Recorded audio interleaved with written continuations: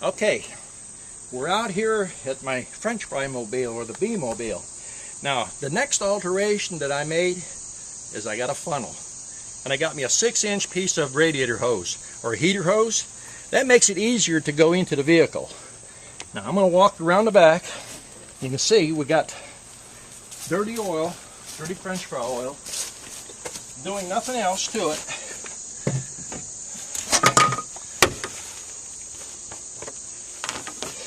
You can get a picture of this, how dirty that is actually when it goes in. Look at that. Here Tonka says, give me more, give me more. Listen to that. That car's talking. Now, I want to be nicknamed the cheap beekeeper. But as you can see, I have several vehicles that run this way. Good to the last drop. And what I'm going to do is pull this out, put my cap back on,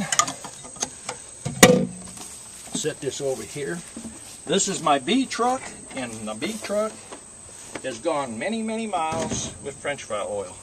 Now, this is a 1985 Mercedes, and have done no conversions at all. This is exactly the way I bought it.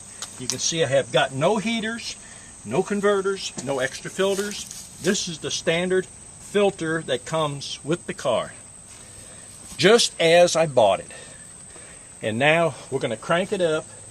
Now I've got a little bit of a loose filter mounting here, so it'll rattle a little bit, but you can see how it starts up. You can see I got French bee stuff in the back seat.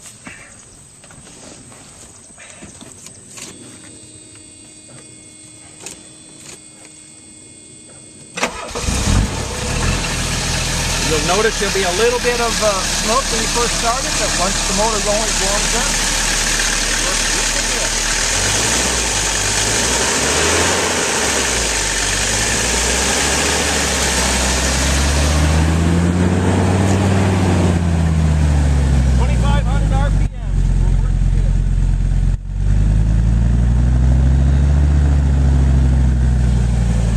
I'm going to back the car up, show you I'm actually doing it. We're not dubbing this in.